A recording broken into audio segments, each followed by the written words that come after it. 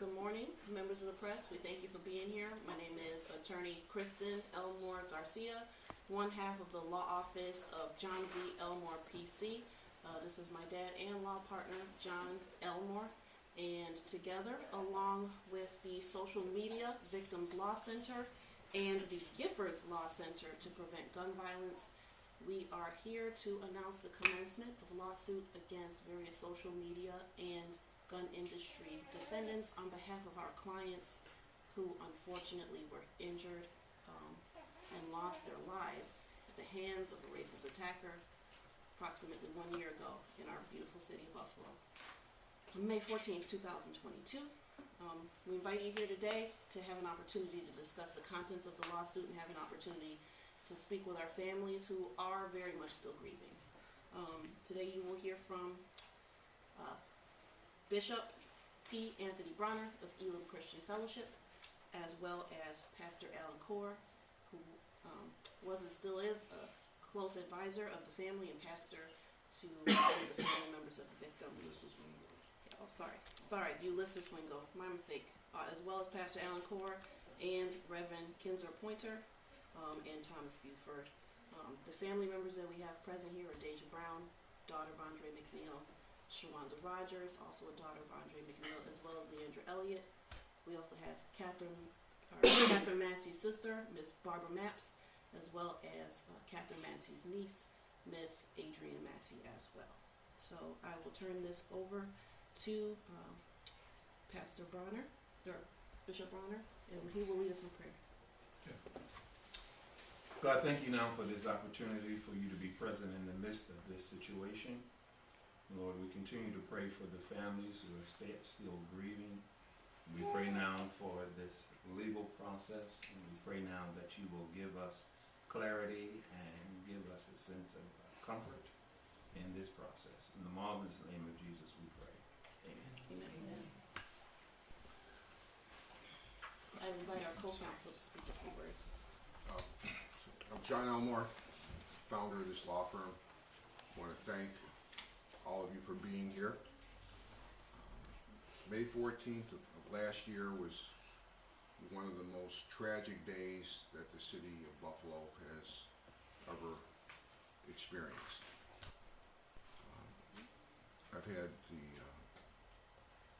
I'm honored that I've had the respect as a lawyer in this community that four families that were affected by this terrible tragedy helped. They came to my law office for help. I realized that this was a tragedy that was bigger than me, that we needed to get help.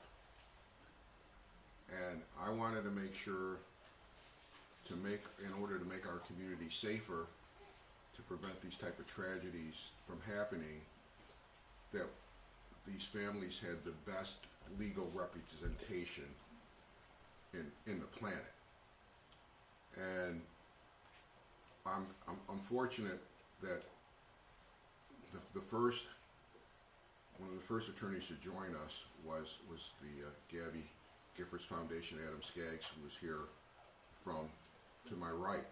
Gabby Giffords was a congresswoman who was shot but survived a mass shooting, and she has a foundation that provides legal assistance to law firms that are litigating against gun violence and mass shootings, and they also are involved in lobbying and education efforts.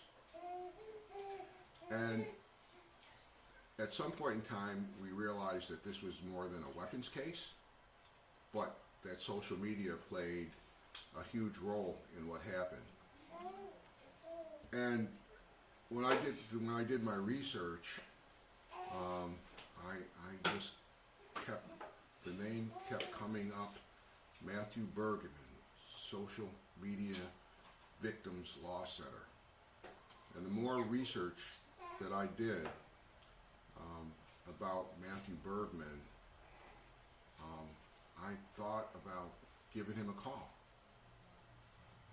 I didn't know how he would respond. He lives in Seattle, Washington. And when I called him, there was an immediate bond, and he said, I would love to join you. This would be one of the biggest challenges of my life, and he just gravitated towards this law firm, and between these two guys here, I mean, conversations every day, discussing legal research, legal ideas, bringing resources to the table. Eventually together we came up with this summons and complaint of 145 pages that was filed at 12:01 midnight last night. And this is one of the first lawsuits of its kind to hold social media and other manufacturers responsible for this. We have a big job to do. When you sue Facebook, when you sue Google, when you sue Reddit, when you sue Amazon, you're facing some of the most powerful, wealthiest corporations on the planet that have, but that have been profiting billions of dollars off of these social media platforms, and sometimes allowing and directing dangerous content towards people that have radicalized people, that actually radicalized Peyton Gendron to commit this murder. There's something that's called the white replacement theory, and that is a theory of extremist white supremacists that want to accelerate and cause a race war among people, and they're using the social media platforms to radicalize homegrown terrorists like a Peyton Gendron. And when Peyton Gendron entered his plea of guilty, he admitted that was the cause of him to be the way that he is. So anyways, we have this lawsuit that's been filed. It wouldn't be possible without the gentleman to my left or to my right. We're here to fight for the long haul. It's not going to be easy, but I'm going to guarantee you two things. Number one, that everybody at this table is going to work tirelessly and give 100%, because there are other people, other entities that were responsible for what happened in Buffalo. Our goal is to make this community safer. Our goal is to make this country safer. Our goal is to make sure that there's never a mass shooting in this country again, because it seems like every daggone week or every month there's another mass shooting somewhere. And if you look at what happened this last one in Texas, that was somebody that was radicalized by mass media as well. And we're not going to stop until we win, because I'm going to tell you, we're going to win. And when we win, these dangers that are out there lurking now are going to be stopped, and this community is going to be safer, and America is going to be a better place to live. Adam, you're next. We'll switch. All right, thank you.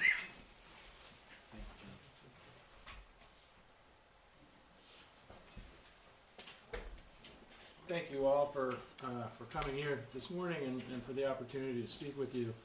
I'll be brief. I'm Adam Skaggs. I'm with Giffords Law Center. That's a legal arm of the gun safety organization that's led by former Congresswoman Gabby Giffords. And when I first talked to John and offered to partner on this effort, there was no doubt that was something we were going to commit to 100%, and that we were going to put whatever it took into to make sure that this effort, this lawsuit, is successful. John said earlier that May 14th last year, the 514 massacre, was one of the worst days in the history of this city in Buffalo, and that's absolutely the case. But what happened at Tops Friendly Market on May 14th last year was one of the worst days in the history of this entire country. It was absolutely horrendous. And while we are all glad that the perpetrator of that horrific mass shooting is sentenced and serving a life sentence with no possibility of parole and can no longer threaten this community, the threat is still out there, because the companies that profited from creating this monster that killed 10 people and traumatized a community and a Foundation, those companies have not done anything differently. They have continued the unlawful, unethical business practices that radicalize the shooter at Tops and that continue to radicalize dangerous, as John said, homegrown terrorists across this country. Less than a week ago, we had another hate-fueled mass shooting, this one in Texas. But they're not alone. These aren't isolated incidents of individuals who take these actions for their own purposes. These folks are created by social media platforms whose very business models and profit motive puts their own profits over the safety of the public. They are equipped by companies that sell tactical combat level equipment to civilians. In the complaint, which you can all read, it's very clear this shooter would not have done what he did without being radicalized by the social media platforms. He would not do what he did if he didn't have the body armor that he wore, that indeed he said, I'll probably have police or security shooting at me, I'll need to wear this body armor, and that's exactly what happened. He wouldn't have been able to carry out this act without access to an illegal firearm that he was able to obtain in New York State because of the irresponsible, illegal conduct of some of the defendants in this case. We are committed to this. We are committed to hold these companies accountable. We are committed to achieving justice for our clients, and we're in this fight for the long haul. Thanks again for the opportunity to speak with you this morning. I'll turn it over to Matthew, and of course we're happy to take questions later.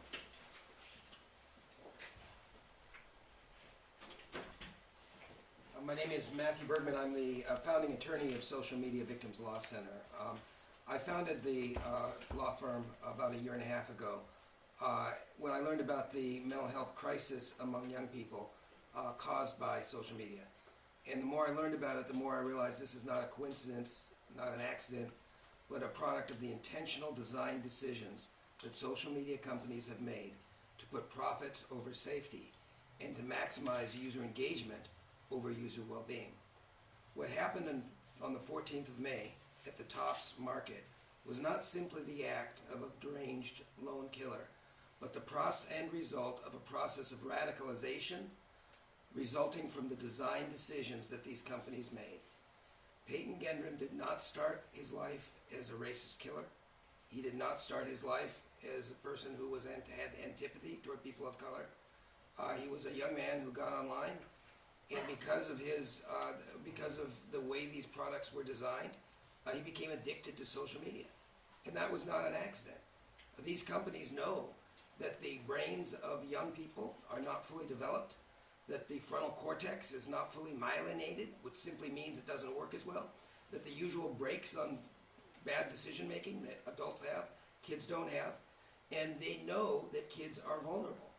The other thing they know is that you, when you're on social media, are not a customer. You are the product. They simply want to sell your eyes and your engagement and will do anything to keep you engaged. And it's a matter of simple psychology that content that is disruptive psychologically is more attractive, more engagement producing than content that is benign and uplifting. They're not showing you what you want to see. They direct you to stuff you can't look away from. And so we see this process of rabbit holes where young girls who are interested in diet are sent to content that encourages anorexic behavior, where young African American men interested in music are sent to content that promotes gun violence and gangs, and where individuals like Peyton Gendron are sent over a period of time to more and more and more racist and anti-Semitic content. It is a process of radicalization, and it is a process that has been proven through empirical research to actually work. And over a period of time, Peyton Gendron transitioned from mainstream social media. He became addicted to it. And we're learning actually that the addiction to social media, according to a new study in Journal of American Medical Association, is not only behaviorally addictive, it actually is physically addictive. That it actually changes the brain development based on social media usage. And after becoming addicted, one is gravitated to more and more extreme content, more and more violent content. And so Peyton Gendron, over a period of time, became attracted to the white replacement theory, which is in and of itself a product of social media. We know that racism, we know that anti-Semitism has been a scourge on society for centuries, for millennia. But this replacement theory is a new malignancy of racism, born out of the writings of a French racist writer named Camus, who published it in 2011, and became metastasized online. And we know that these killers motivate each other. They watch each other's live streams, and they become more and more and more radicalized. Peyton Gendron admitted in his diary that if he hadn't been able to live stream his murder, he wouldn't have done it. And these companies have known that live streaming encourages mass murders, encourages suicides, encourages violence, and they don't do anything about it. Why? Not because it's impossible. Everything you could do to make these products safer is off-the-shelf technology, but it would cost them a little bit of money. It would cost them a little bit of engagement. And they made an intentional decision to place their profits over the safety of these families, over the safety of these communities, and unless and until these companies are held accountable, unless they have to pay the true costs that their dangerous and defective products are inflicting on our nation, on our people, on our communities, they're not going to change their behavior. We have no illusions that this is going to be easy. This is a long, hard struggle.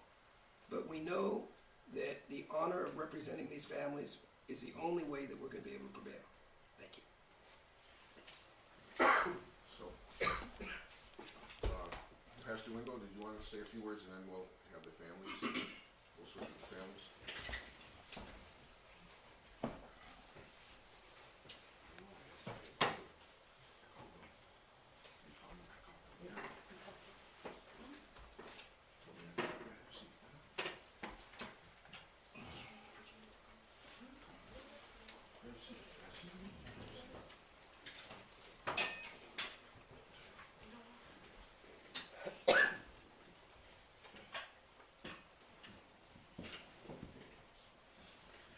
Good morning, everyone. Today, we're one day closer to the day that reminds us of the day that we had an evil attack where one of the devil's angels manifest in a young white individual who thought he was doing something that would ensure that white folks did not get replaced. Today I'm here as Pastor Wingo, as Andrea, her pastor, she passed away. We buried both Andrea and Mr. McNeil at Antioch Baptist Church. As we enter into this weekend, all we can do is pray that God grants us with what he says in his word, his peace, that surpasses all understanding. Are we still seething from this incident? Yes, we are. Are we still hurt from this? Yes, we are. Not many days last week, I was speaking with one of my constituents who said they refuse still to go into the TOPS over on Jefferson. We thank God for the leadership and management of TOPS because they realize, as we realize, TOPS did not do this to us. This happened to us at TOPS. They've done everything they can to make sure that the community still had access to fresh foods and their prescriptions. But we are praying for the soul of this nation. We are praying that there is a conscience in Congress that will enact gun laws that would restrict this type of access for young people to have ballistic weapons of mass destruction within their reach. So today I thank God for the presence of Bishop Bronner and for his opening prayer. I thank God for all the family who still finds the courage to come back to Buffalo to fight this fight, and for the family of the other victims for being the voice and the face of our community to show that we will get through this, we can get through this, and that with the help of God and with his Holy Spirit, we'll all one day have peace in this country. Thank you.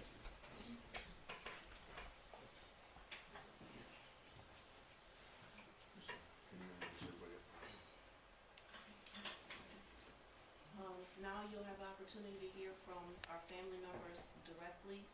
Here we have Shawanda Rogers and Leandra Elliott, both daughters of the late Andre McNeil, as well as next to Leandra is Barbara Massey Maps and her niece Adrian Massey, both relatives of the late Catherine Massey.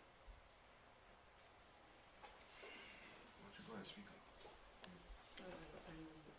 You got any questions? Can you say your name first and tell us your last name? Sure. I'm Catherine Massey's sister, Barbara Massey Maps. Kat was the oldest of the family. There were 5 of us. We're down to 2. Kat was our legend, our family legend. That's how we take Kat. She's missed every day. This is a horrible week. Horrible week. But I don't mean to cry either. But we're doing everything we can. We're doing what Kat loved. Kat loved, thank you. Kat loved for us to do the street, meaning that we cut the lawns, that property we don't own. We've been doing that for years. We went and got the mulch yesterday, 117 bag, to put it in a triangle that we don't own. Because that's what Kat would be doing right now. She'll be down there doing her gardening thing. Kat loved kids. She had none of her own, but I said this many, many, many times. Kat, they used to ask Kat how many kids. She said 34,000. That was the number of kids in school at the time, grammar school. Kat was a leader, not a follower. Kat always said she thought outside the box, and she did. And she was a little pit fire. She was just, I don't know, she just, we miss her. We miss her. And that's all I have to say. We miss her every day. I am Leandra Elliott. I am Andre's Good. 3rd oldest child. I'm good. Thank you. I'm good. The anniversary of my dad's death is on Sunday, which is going to be my first Mother's Day. And I can't, my chest hurt bad on a day that's supposed to be amazing. We've been waiting for this 31 years. My father has been waiting for me to have a child. In fact, I probably say like a couple weeks after Mother's Day, he kept saying, "When you gonna have a baby? When you gonna have a baby?" And I never knew that it was gonna be then. I found out I was pregnant in the midst of me burying my father. So, only thing I want is justice. Like, I go to therapy because of this. Like I said, my chest hurt just thinking about it. Like, yeah, this, yes, like, I know. that's all I want. I just want justice for my father. Like, I never imagined this. I never imagined my daughter not meeting my father. It's just a lot. I think about it every day. I have nightmares. Yeah, it's a lot.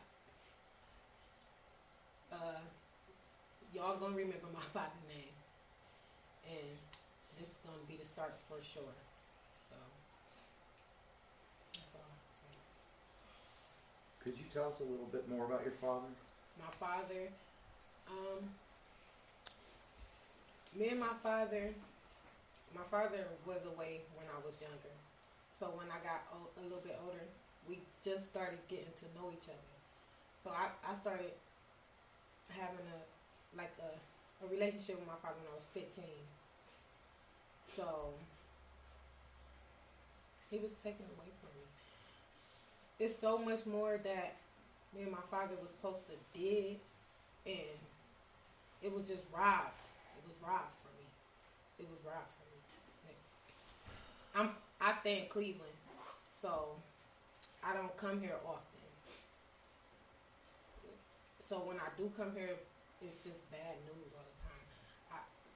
I honestly can't stand Buffalo, and I was born here and raised here to about 15. I just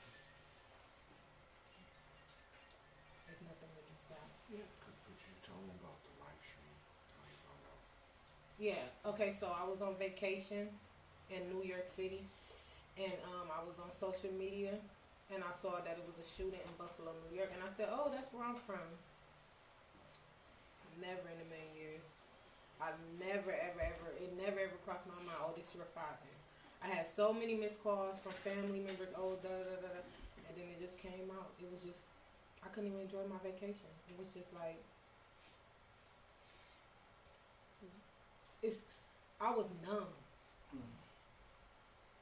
Like, it's so crazy because I wanted to say so much to my father before my father died, and I got took it away from me.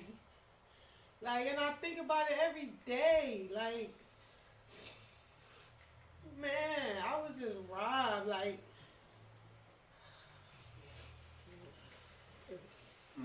it's not fair. Cause me and my dad was getting there. We was getting to where we were supposed to get to. Like,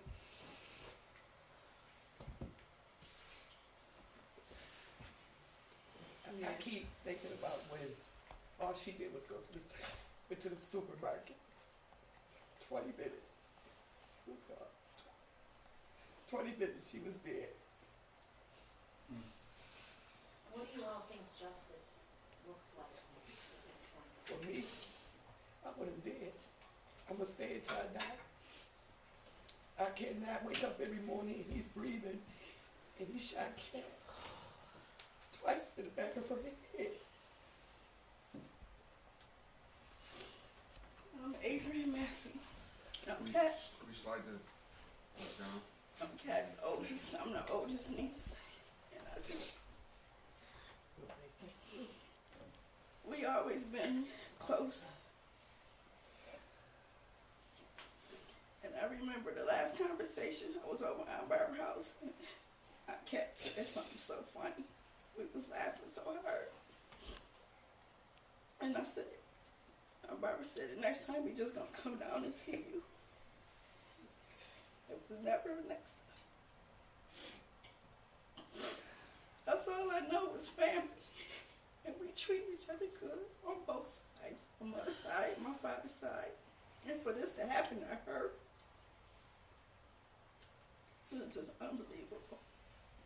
It's disgusting. It's ridiculous. We need to get to another place. I don't even know how we here in this country doing the same stuff we doing. It's absolutely disgusting. You, obviously, you guys are in a situation nobody should ever have to be in, and everything is still raw.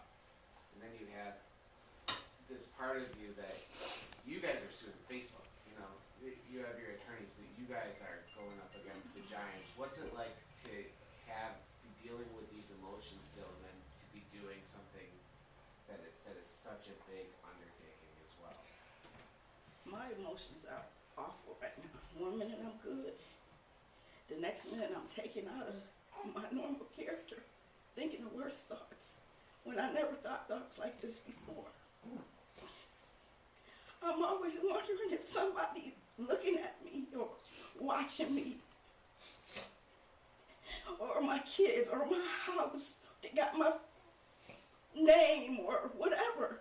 This is so ridiculous. Who would have thought nobody should have to live like this?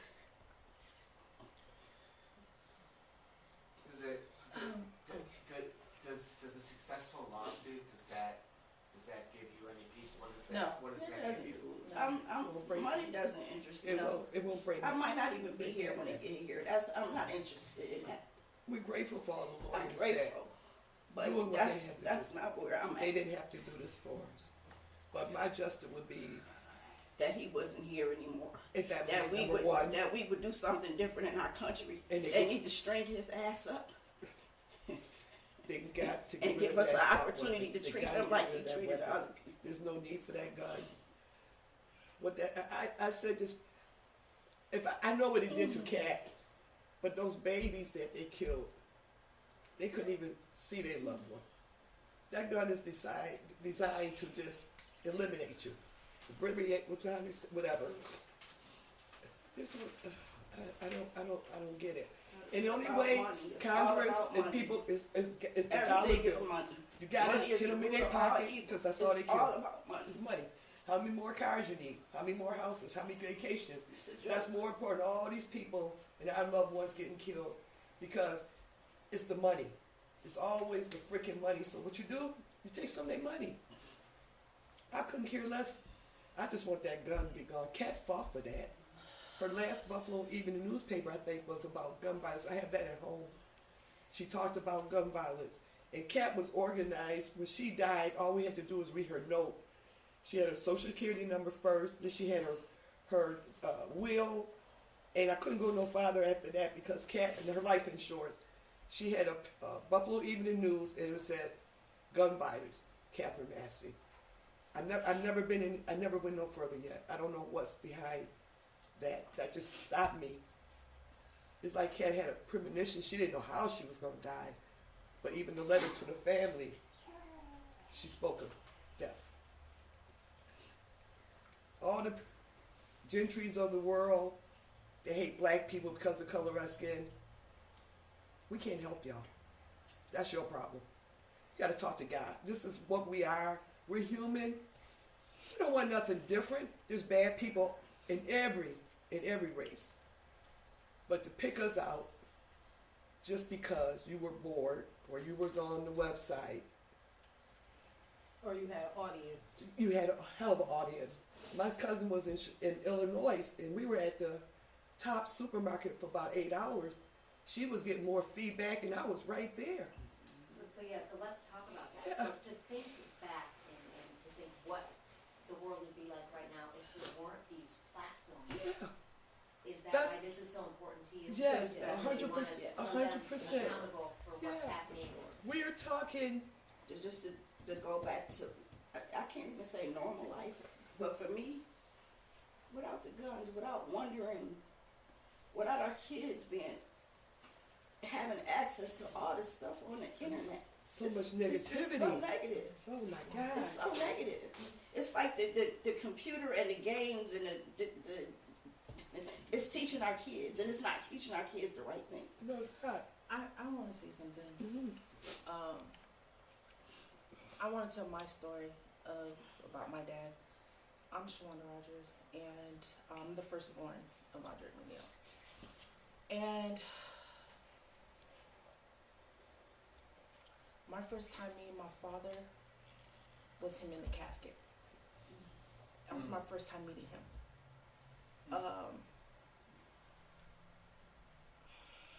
2008, always gonna remember this, MySpace. She helped him find me. He was looking for me for a long time. Didn't know where I was. And then we rekindled, we talked. We could follow each other on every social media platform. And then we finally got a chance to see each other for the first time, but it was on Instagram. So we was able to FaceTime each other, and for him to see me, he was just like, wow. It's like looking in the mirror, I'm looking at myself. See my baby girl, my firstborn on Father's Day. This is amazing. And I still regret for not coming to see him when I came out here about 2 years ago. It was a quick trip, and I regret every day. I should have made that trip. I should have drove 6 hours. Should have drove from the Bronx to Albany. I should have saw. I should have did it. I regret every day for not doing that. So when I had to come out here, well, I've actually heard the news. I got a text on May 8th from my dad saying, "Happy Mother's Day." That was my first Mother's Day. And he was so excited. And I told him, I said, "Hey, you got a grandson." He said, "My shining light. I can't wait to meet him." Never had a chance to meet him. My first time my son saw his grandfather was in a casket. But he was only 3 months. So now he's 1. And every day he sees my dad picture and he gives him a kiss every day. And then my sister,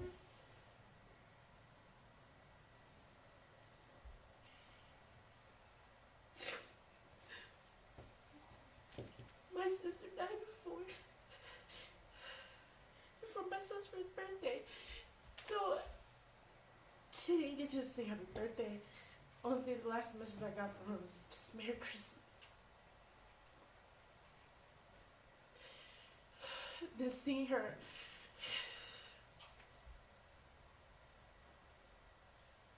the same church where her father was just,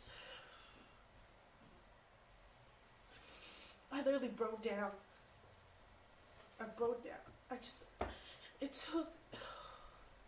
It took me forever to get inside the church because I knew when I go in, I flash back to him laying there. But then I see her. So every time I go to sleep, every day, I see them laying in a casket. And it's just, that's all I see.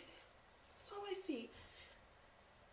And it's, I feel bad. I feel like, sometimes I feel like I'm robbing my son from enjoying being outside. Because I'm constantly looking, every time I go take him to a park, I'm looking around. I gotta know where the exits are. Even if I go grocery shopping, I can't take him with me because I don't know if something's gonna happen. And I want to be able to move fast and quick to hurry up to get to him and get out the store. And I make sure I stay close to an exit or somewhere. I have to sit here and map out. I have to literally look at the maps of every grocery store before I go so I know the exits. And that's draining to do. And I got tired where I got to a point where I had to have my food delivered to me. I don't even want to go out. I don't even want to go to the movies. Even if I do go out, I have to make sure I'm close to an exit. I have to.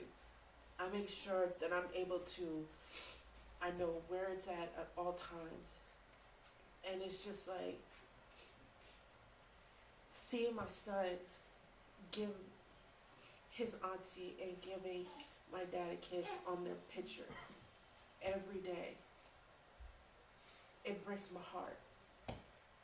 Because he'll never get a chance to physically give him a kiss. And we can never have that family photo that we want. So it eats me up every day, every night. And I stay up to 3 or 4 o'clock in the morning. And because I want to make sure that I'm making sure the house is locked all the time. And I hear peep, I wake up. So I don't get to sleep. I don't. I literally put my son to sleep and I'm up like a mama bear and I'm like constantly, I hear a noise. I'm making sure that I'm close to anything. And I'm close to him, I grab him. And then sometimes my husband's just like, everything's all right, you're fine. And I'm like, are we really? Because I worry about him when he goes to work. I call him every day. And I'm like, you're all right, you're okay, is everything okay?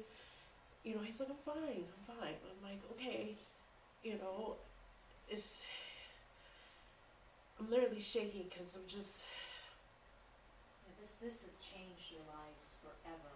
And these social media companies, it's business as usual for them. What do you want to say to the heads of these companies? They could be sitting here. It shouldn't take that to do the right thing. They should be sitting here. Missing a loved one is the most. There's no words I can really say other than it's a hell of a difference from your loved one dying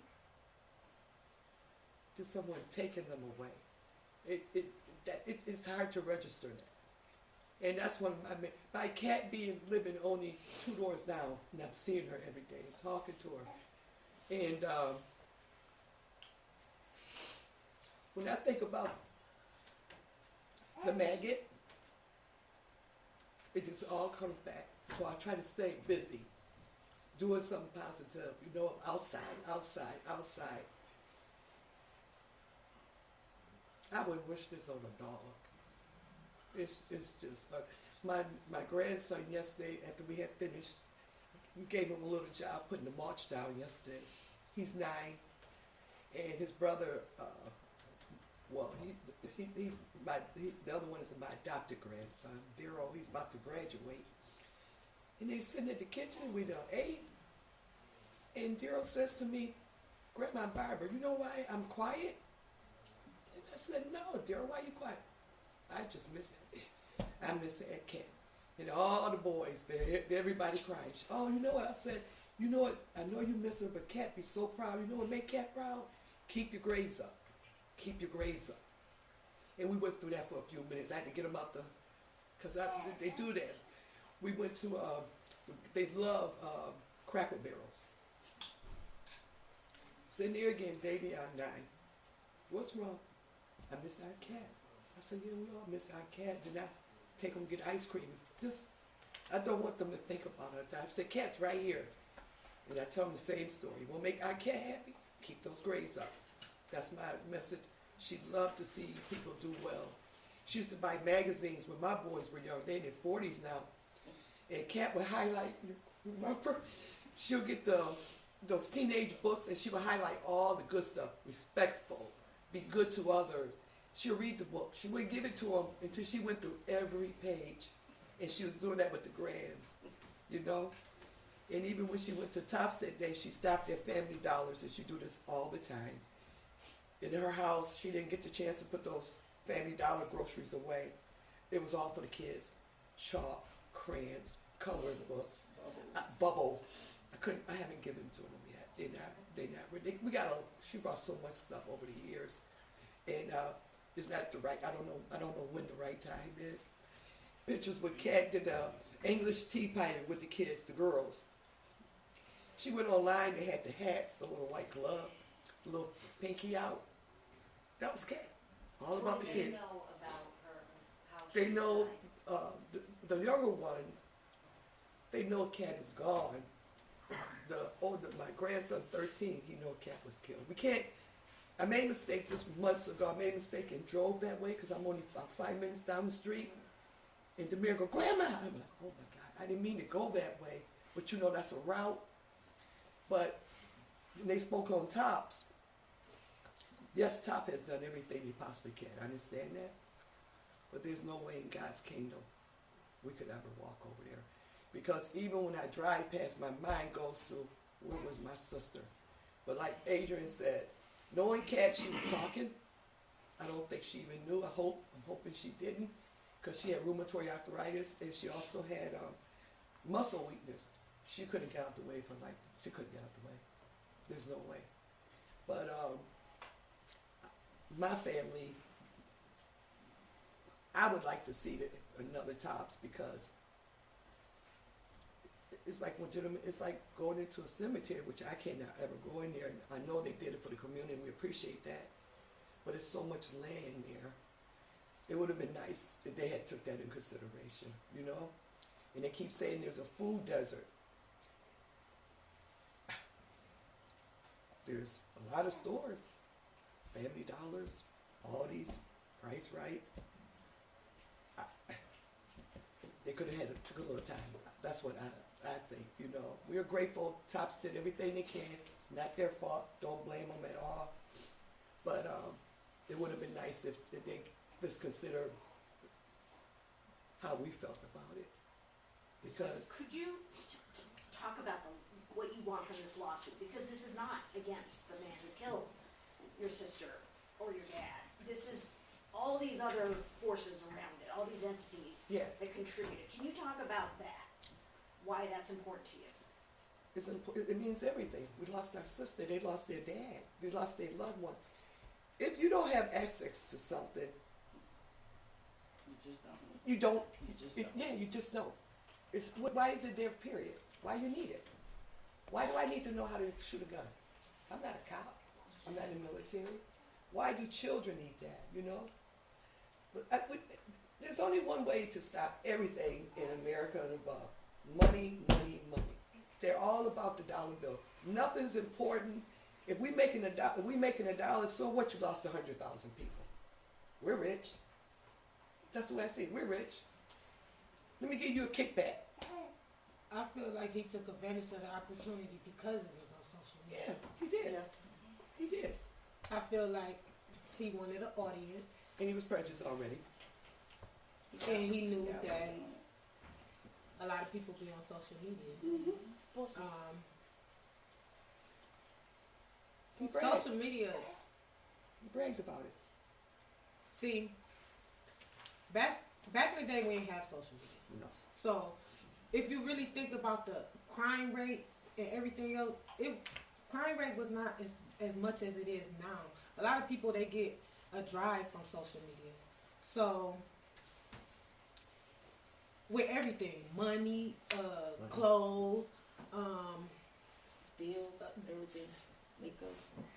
everything is basically based upon social media. So It I is. feel like him going live, that just eagered him. That just made him, Built him right up. yeah, that just made him so much more confident in what, Yeah, what he was yeah. doing. I feel like if it wasn't social media, who was gonna Right, see? exactly. Who was gonna see that? In a town of a few thousand. Right, but he did it on Twitch because Yeah. he knew Twitch is like the biggest platform for games and stuff like that Yeah. for everything else. And a lot of people. A lot of people watch it. Mm-hmm. Over 3 million plus people watched that video of our loved ones being Yeah. murdered, The massacre.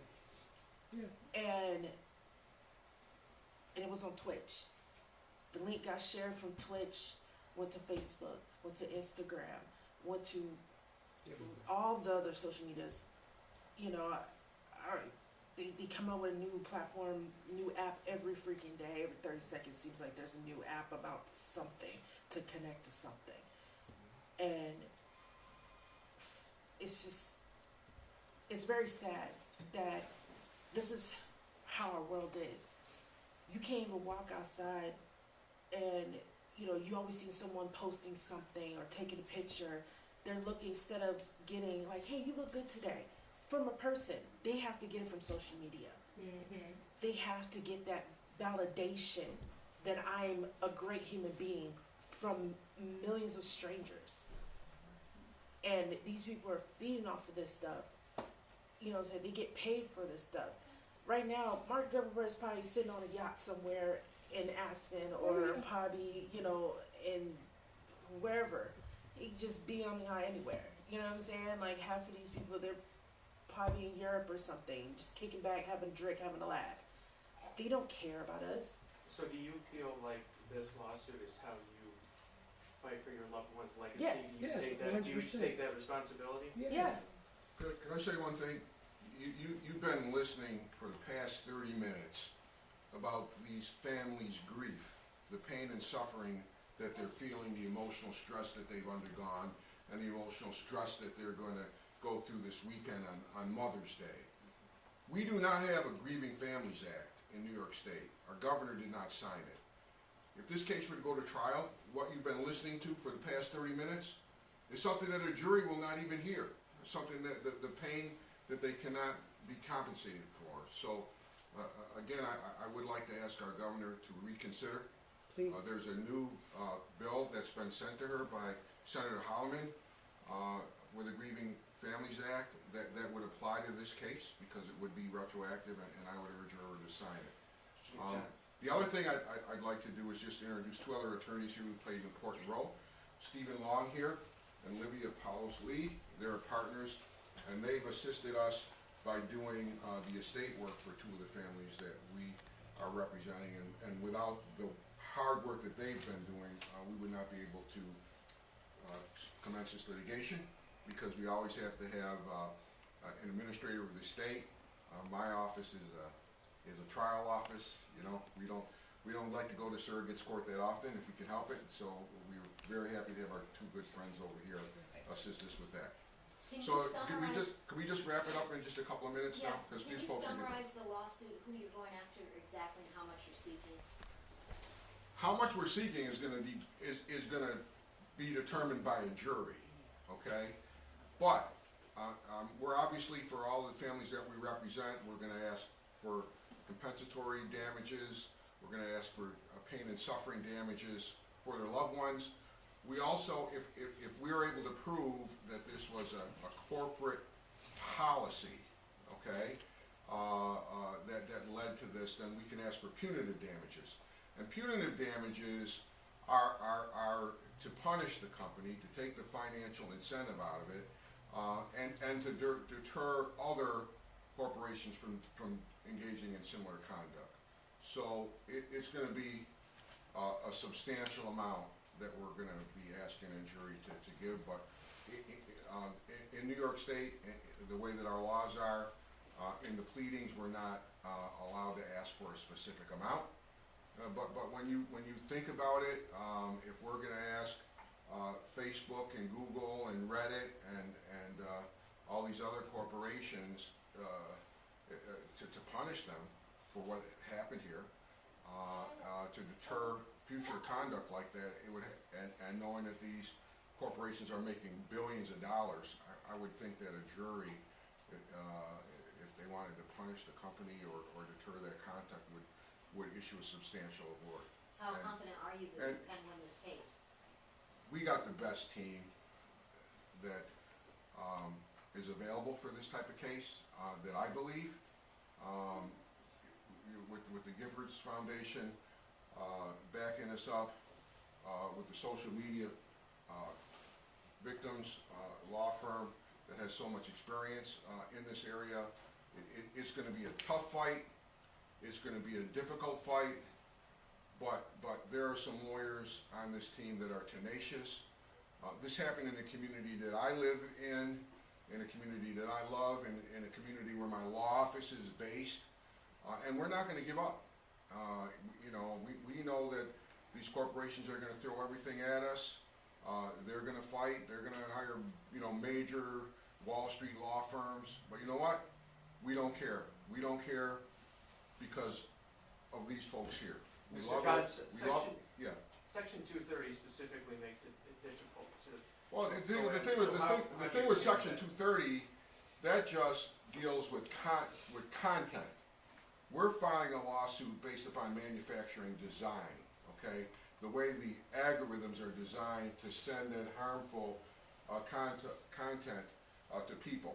And this guy right here, he's the master when it comes to social media and the design. He could probably address that a little bit better. Mr. Bergman, is there precedent? Have people successfully gone after the social media platforms? There are cases pending. Specific kind of case? No, this is the first case that's ever been tried in this way, but this is also based on the design of their algorithm and based on the design of their platform, not the content.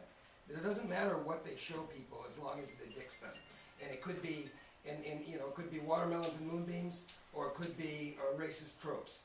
Whatever addicts a child to this product is what they show them.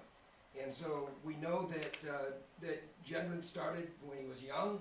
He became addicted, and that was exactly what it was designed to do. If you look in the complaint that we filed, they are specific. The safety director of Facebook specifically said, I knew that live streaming would cause mass killings, and I warned them about it, and we did it anyway.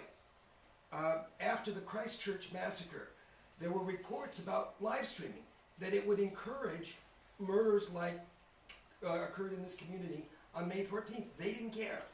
They have deliberately made a decision to maximize engagement.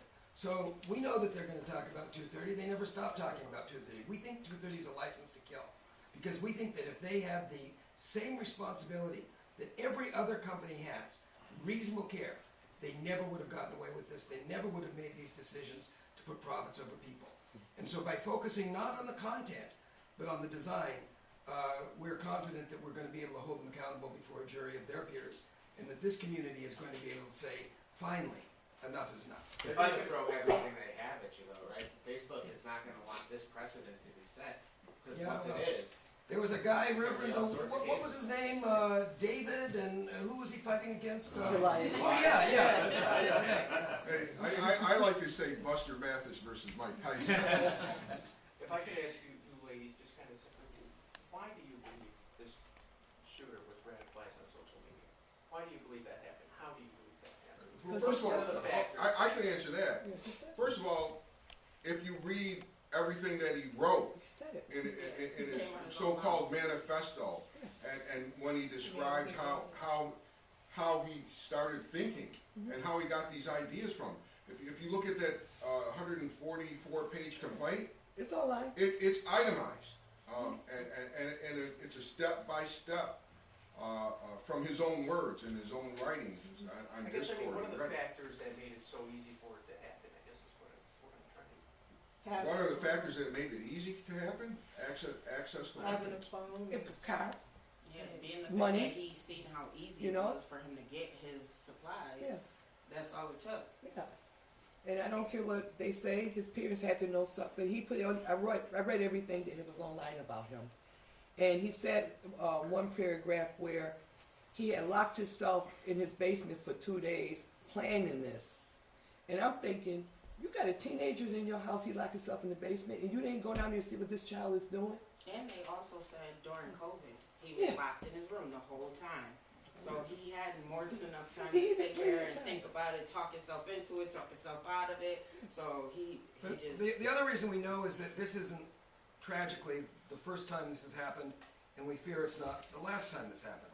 The same phenomenon it took place in Christchurch, the same phenomenon took place in Charleston, in Pittsburgh. That this is a phenomenon where these young men get on social media, they become addicted to it, they become radicalized, they view other videos of other mass killings, and they seek to emulate it. And then they know, and Jenron wrote that he felt fortified and empowered, knowing that he would be videoing this, and that it would be empowering and encouraging other shooters to do that. And tragically, as recently as 3 weeks ago in Louisville, there was another mass shooting that was live streamed. So, I mean, we know this because it keeps happening, and because the paradigm is so similar from case to case. And not How did social media go so wrong? You said yourself, you were able to use it to help bring you and your father together. Yeah. And now it's taking that thing that you wanted from it away from you. Because anybody can get on there. Nobody's It's- monitoring it what's stems- going it on. stems It's from not being changed monitored. from youth. Like, they have the video games. Right. All the shooting video games. Children should not have access to stuff like that. Like, you're putting it in their minds like, oh, it's cool to play with guns. That's Well, so wrong. We gotta Like, understand that started off from childhood, Right. From Nintendo. So you gotta think about GTA, you all got that the stuff. gun shooting game, the duck shooting game. They're That raising that kids to started think that off stuff right like that there is from okay. having a gun in your hand with the duck game. Everybody thought, oh, that's innocent. You know, duck, shoot the ducks, you know. Then of course, then you think about it when you go to Dermot Fairgrounds or you go to fairgrounds or whatever. They got shooting games there too as well. They putting a gun in your hand, sitting there, boop, boop, boop. So anywhere you go, there's always gonna be a gun in your hand with the game or going to innocent. You think you're going with your family just to spend time and get on some rides and play some games, and win some big old prizes. So There's a gun in here. So But I can what- imagine that social media prior to this Was innocent. gave you something really meaningful. Yeah. And that's taken away. Yeah, it really has been taken away. And it's just kind of thinking back the early 2000s of, 2008. And it's just kind of like having that beautiful moment. And then now, look how the social media has changed, where MySpace was just innocent, where you could just be on there play some music, you know, maybe watch a couple of MTV shows or something like that you can't see on TV or something. And then now it turned into everyone's sitting there posting things. Their whole entire life. TikTok, people are constantly, you see it every day. You can't even go to a mall without somebody doing a TikTok dance. You can't even sit there and go grocery shop without somebody doing a TikTok dance. So can we take 3 more questions? Yeah, We've John, been done for an hour. An hour. Right. We talked about the social media companies. We haven't touched the body armor. We haven't touched the gun parts manufacturer. We haven't touched Peyton Gendron's parents. Putting these all together in one lawsuit, why did you guys choose to do that, and what difficulties or maybe making it simpler did you do this way? We prepared a summons complaint that would tell the whole story. We believe that all the defendants are proportionately responsible for what happened. Gendron's parents were responsible. If you read the summons complaint, you'll see because he was using their car. He drove to Buffalo. He got a traffic ticket. They knew that he was driving from the Conklin to Buffalo and did nothing to do it. Weeks before what happened, he decapitated a cat and put it in a box. His mother was aware of that.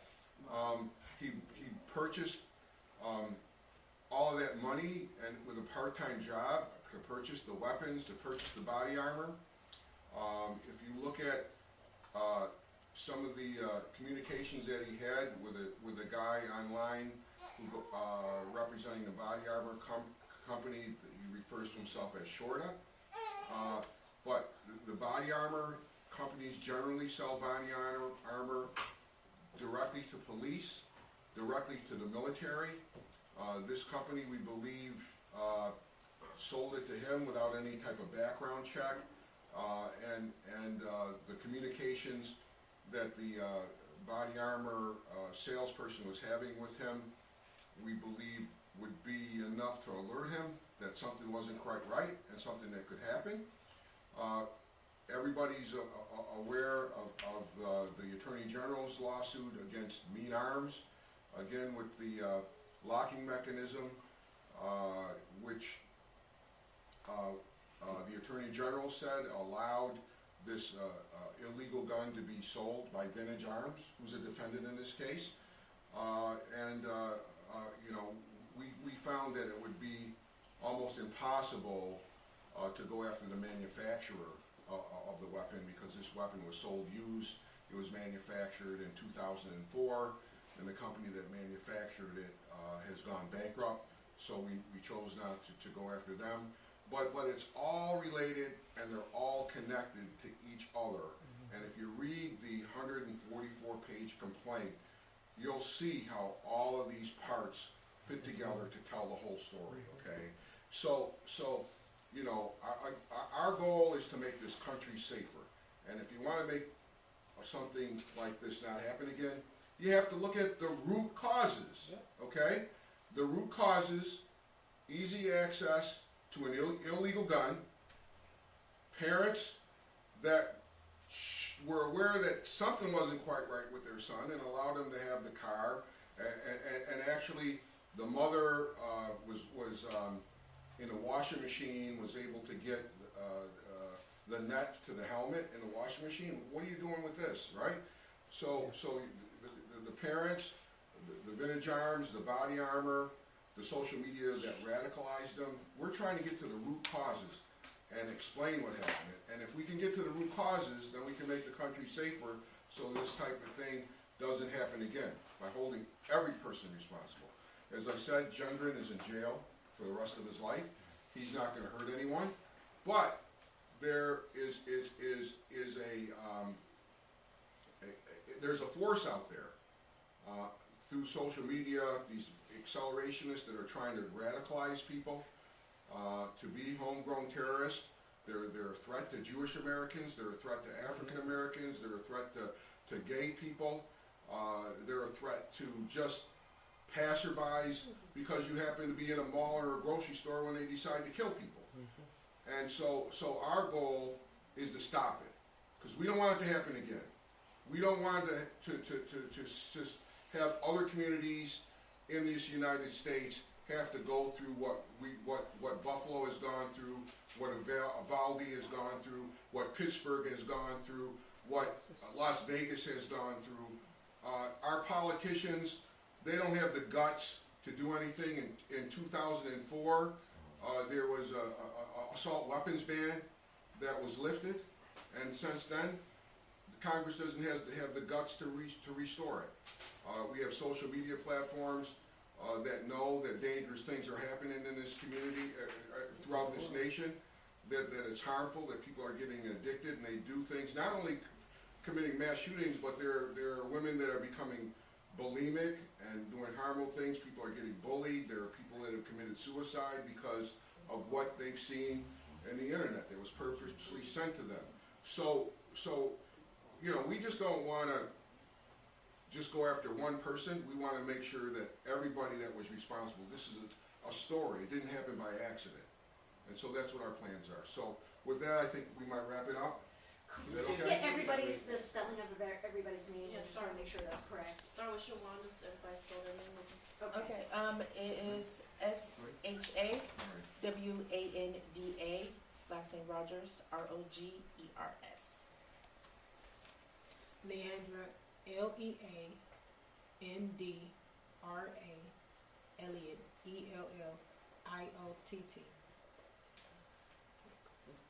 Barbara, BARBARA, Massey, MASSEY, MAPS, MAPPS. Adrienne, ADRIENNE, Massey, MASSEY. You're her niece? Yes. Right. She's our and niece. sister? Yeah, Yes. both our niece, yeah. Okay.